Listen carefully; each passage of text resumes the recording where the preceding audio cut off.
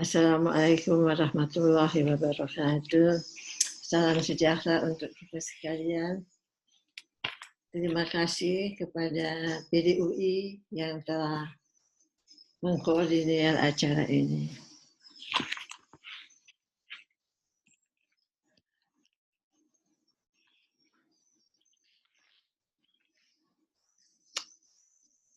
Pada kesempatan ini saya akan berbagi cerita tentang mikrobiom manusia yang bisa menjadi dasar terapi dari berbagai penyakit. Apakah sebenarnya mikrobiom itu?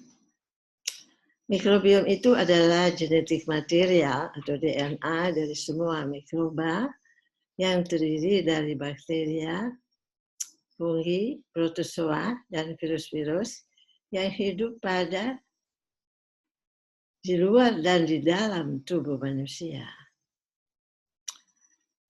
Manusia itu sebenarnya lebih banyak mengandung mikroba, lebih dari 100 triliun mereka.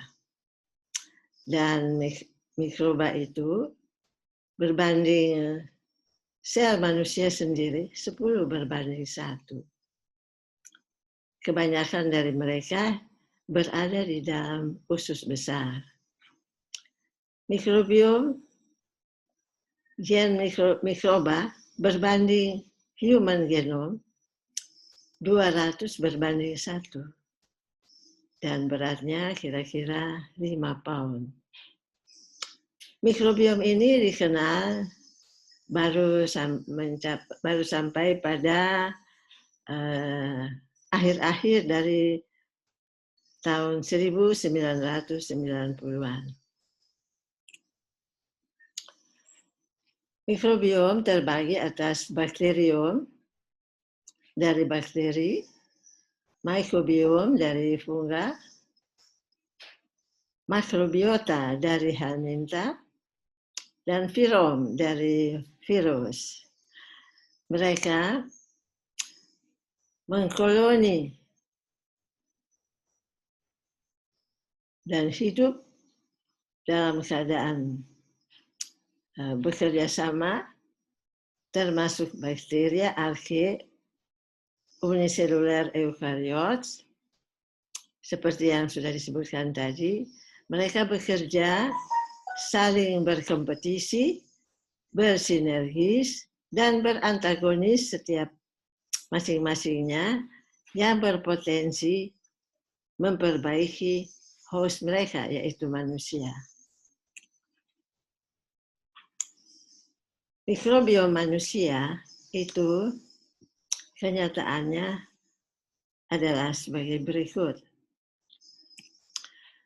90% dari penyakit-penyakit yang ada pada manusia, baik infeksi maupun penyakit degenerasi, itu bisa dikaitkan penyebabnya dengan kesehatan usus dan mikrobiom sendiri, di mana 80 hingga 90% dari manusia itu berbeda mikrobiomnya satu dengan yang lain.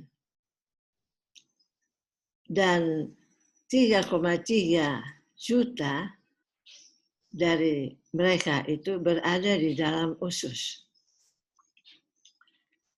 Dan mikrobiom itu 10 kali lipat daripada sel manusia. Dan 10 hingga 100 triliun dari mikroba itu berada pada tiap manusia dan terutama berada di dalam usus. Gen manusia yang tercatat hanyalah 22.000. Sedangkan 99,90% dari manusia itu identik satu dengan yang lainnya di dalam hal gennya. Dan lebih dari 10.000 jumlah dari spesies mikroba yang berbeda yang berada pada lingkungan dan manusia sendiri. mikrobiom manusia itu sebagian sudah diketahui, tetapi sebagian besar lagi belum diketahui. Lebih banyak malah. Yang sudah diketahui itu terdiri dari 25 fila, lebih dari 2.000 genera dari mikrobiota, 5.000 spesies, dan 80% telah dapat dibuat mapnya, petanya. Sedangkan jumlahnya kira-kira 316 juta jin. Mikrobiom manusia mulai dari terbentuknya dari plasenta, kemudian vagina, kemudian oral, usus, dan serviks. Tapi sebenarnya di fetus itu pada usia 11 minggu sudah mengandung mikroba yang mungkin berasal dari usus ibu. Nah, bakteri-bakteri ini ada yang baik dan ada yang buruk. Yang baik, misalnya Bifidobacteria, Escherichia coli, Lactobacilli, yang bermacam-macam strain-nya berada di dalam usus, memodulasi respon imun, mencegah patogen, mencegah pembentukan tumor, dan memproduksi vitamin. E. coli beberapa itu hidup di dalam usus manusia. Mereka membentuk vitamin K dan menjaga supaya bakteri yang jahat dalam keadaan terkendali. Tetapi beberapa strain dari mereka dapat menyebabkan penyakit. Lactobacilli sendiri sangat berguna untuk produksi vitamin-vitamin seperti B-kompleks, boost immunity, dan memproteksi terhadap karsinogen. Bakteri yang jahat sendiri seperti Campylobacter, Enterococcus, dan Clostridium difficile masing-masing dapat menimbulkan penyakit seperti Campylobacter. Itu biasanya kalau tertelan pada makanan yang terkontaminasi, sedang Enterococcus faecalis sering menyebabkan post-surgical infeksi. Clostridium difficile terkenal menjadi penyebab dari kolitis setelah penggunaan antibiotika yang lama kalau mereka berproliferasi menjadi banyak. Gut mikrobiota sendiri dipengaruhi oleh general lifestyle, host genetic, early colonization, artinya tergantung dari waktu lahir itu partisnya vaginal atau dengan operasi seksual. Tentu saja yang vaginal yang sehat. Medikasi yang dipakai dan kesehatan atau penyakit dari tubuh manusia sendiri. Faktor diet sebenarnya memegang peran yang sangat besar, di mana vegetarian diet itu lebih baik dari western diet, dan whole grain lebih baik tentu dari tepung, fruits and nuts yang sangat baik, karena banyak mengandung fiber, begitu juga sayur-sayuran dan kacang-kacangan. Isi dari makanan sendiri yang paling baik kalau banyak mengandung fiber, apakah itu karbohidrat atau protein, dan lemak yang sehat, yang unsaturated, serta fitochemical. Mikroba-mikroba ini akan menyesuaikan diri sesuai dengan makanan-makanan yang kita makan. Mikrobiota manusia dipengaruhi atau menyebabkan ada saling timbal balik terjadinya obesitas, metabolic syndrome, atherosclerosis, diabetes mellitus, emerging infectious disease, artinya penyakit infeksi yang muncul akhir-akhir ini yang berat seperti flu burung, SARS, MERS, dan COVID-19 ini. Juga penyakit liver seperti cirrhosis, ALT, dan NAFLD, dan IBD.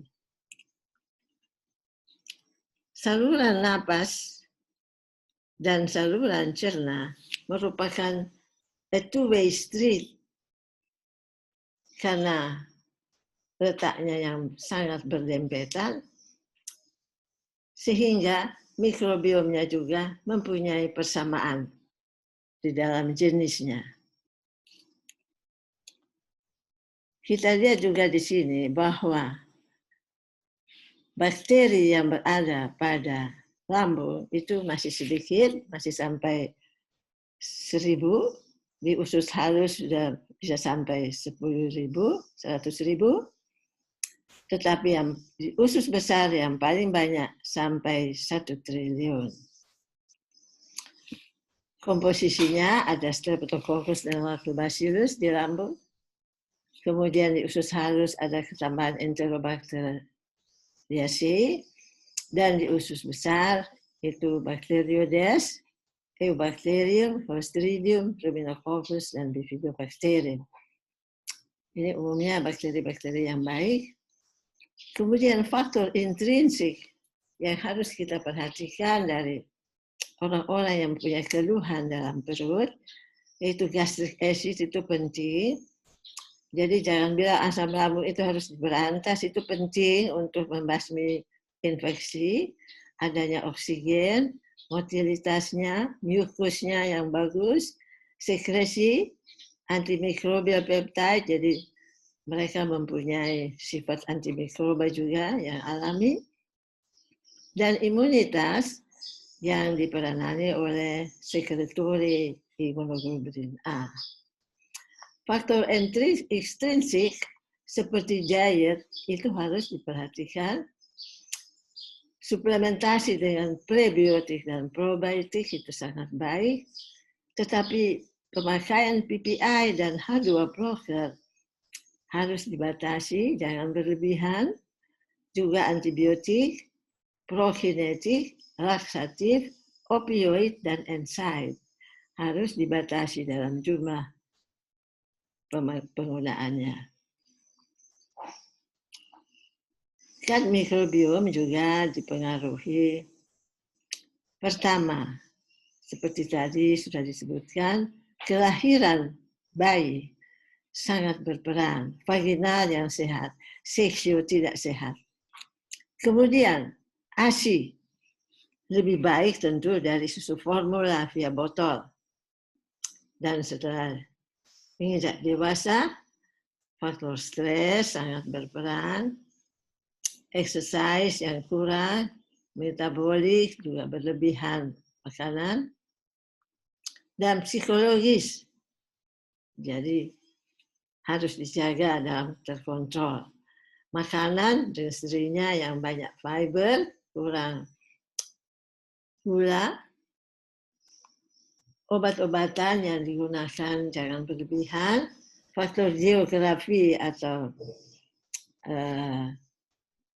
musim, cuaca yang panas beda dengan tempat dingin.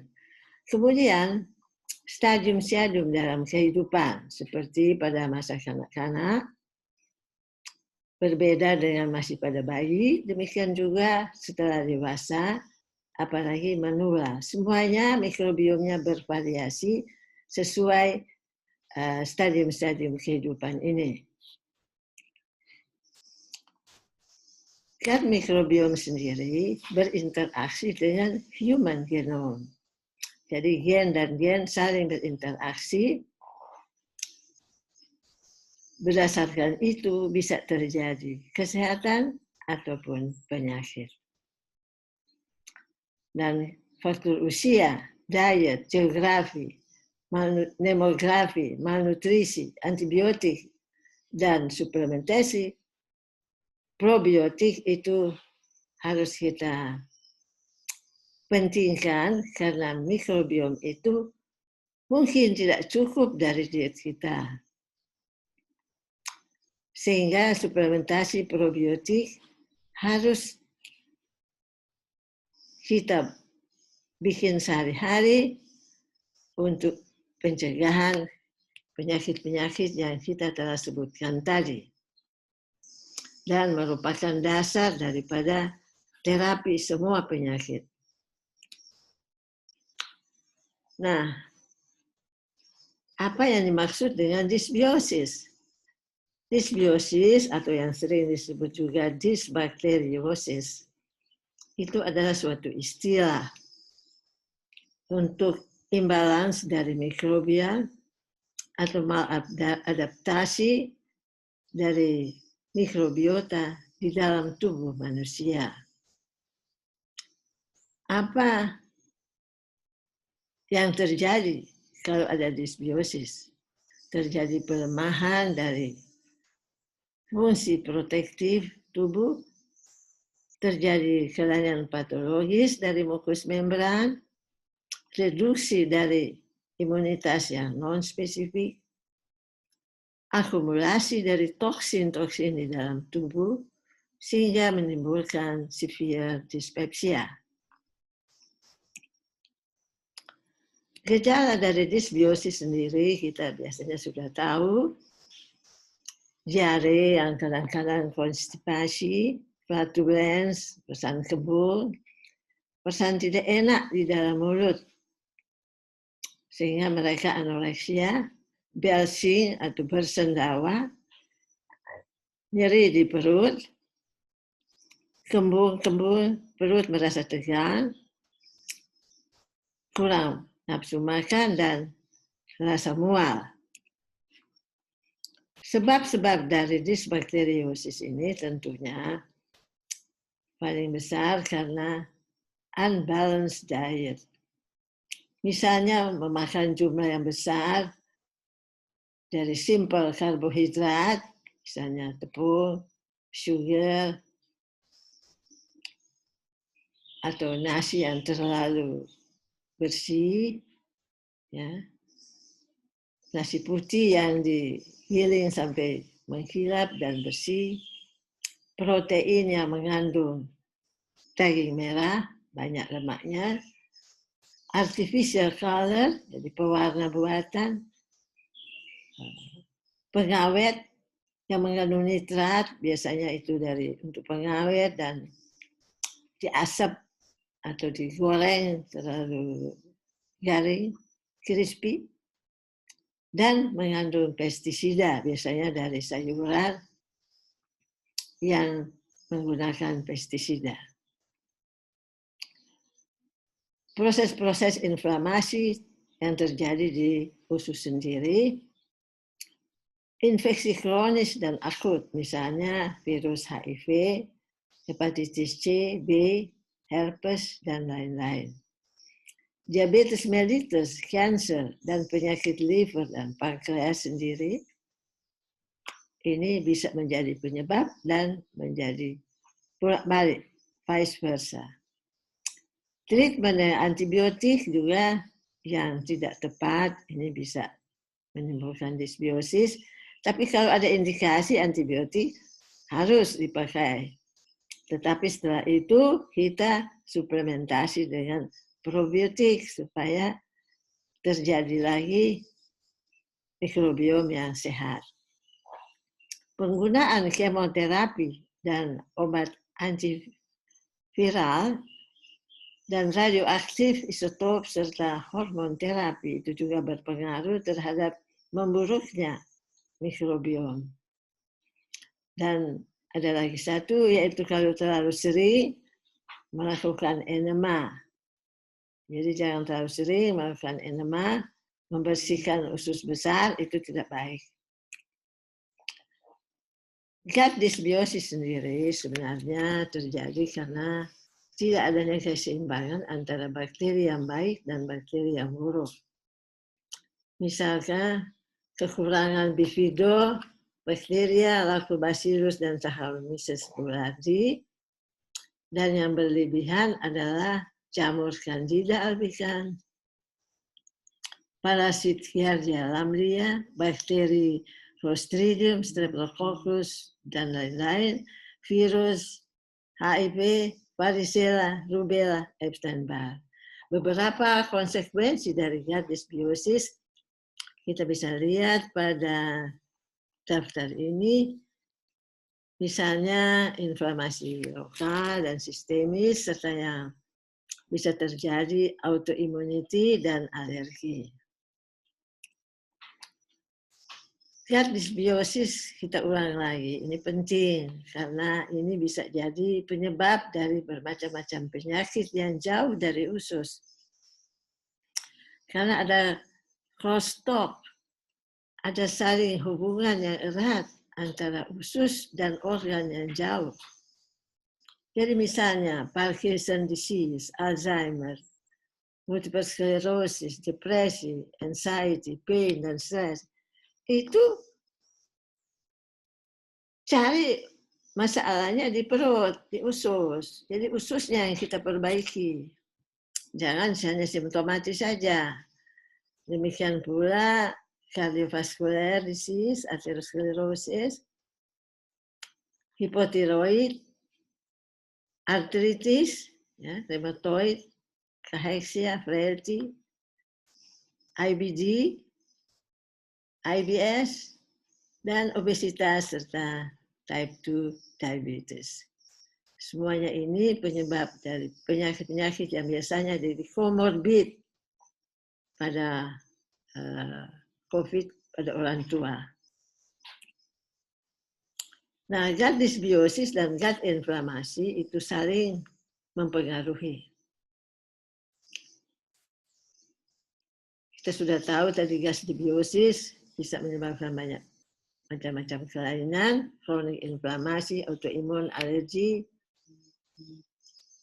sistem imun yang menurun, terjadinya penuaan dari sistem imun, immunosenescence, dan penyakit degenerasi sampai pada kanker. Ini juga hubungan antara paru dan usus. Inilah penyebabnya mengapa COVID bisa menyerang paru dan usus, bisa satu lebih dulu, bisa bersama-sama, dan kalau bersama-sama itu lebih parah prognosisnya. Mikrobiota, walaupun jauh, dalam keadaan sehat dan penyakit, itu memberikan sinyal ke organ yang jauh. Yang kita sudah tahu pengaruhnya dari environment tadi. Makanan kalau daging merah itu tidak baik, yang mengandung kolesterol banyak juga, yang baik adalah fiber. Kita ulangi lagi, fiber. Ya. Jadi itu sangat, kedinginan yang lama juga nggak bagus, antibiotik yang terlalu lama juga nggak bagus. Dari usus sendiri, mikrobiota akan membentuk dua macam metabolit yang baik, yaitu bile acid dan SCFA, short chain fatty acid.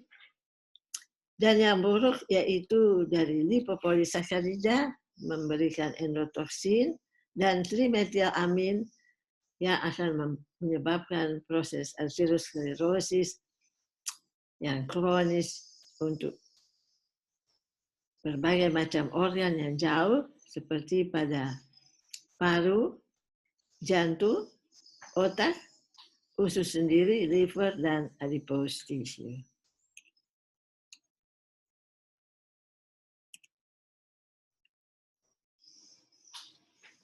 COVID sendiri, setelah masuk ke saluran napas atau saluran cerna, ditangkap oleh reseptornya, yaitu ACE2. ACE2 di sini menjadi terganggu fungsinya, sehingga terjadilah di usus imunitas lokal dari epitel usus terganggu, terjadi dysbiosis, dan berakhir dengan leaky gut, kebocoran.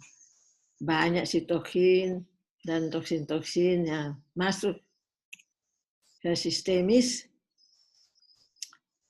meningkatkan tisu injury dan menurunkan tisu protection. Dan akhirnya akan memperberat prognosis dengan dilepaskannya sitokin proinflamasi seperti IL-1, IL-6, TNF-alpha yang kalau terlambat kita cegah akan menjadi cytokine storm. Dan inilah kita harus cegah, jangan sampai masuk ke cytokine storm.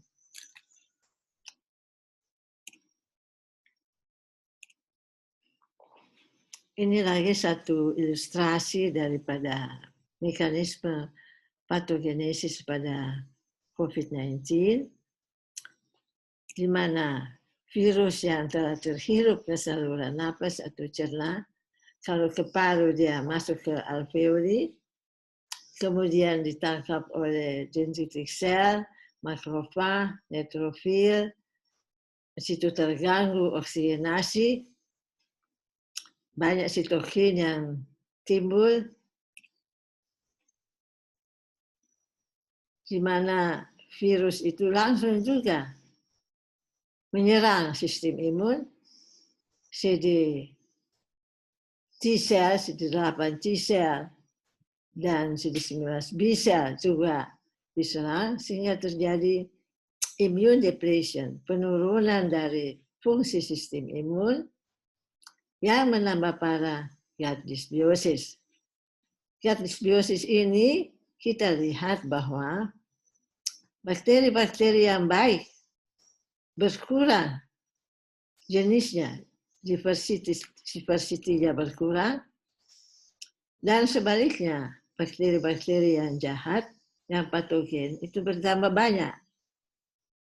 Sehingga inilah yang menyebabkan terjadinya banyak sitokin lebih terlepas. Nah, pada saat itu probiotik menjadi pilihan seperti Bifido, Lacto, dan Eubacterium. Jadi jangan sampai terlambat suplementasi dengan probiotik. Di sini kita lihat lagi pada SARS-CoV-2 atau COVID-19, early phase, jadi fase awal dari COVID itu, biasanya gejala intestinal itu yang hebat.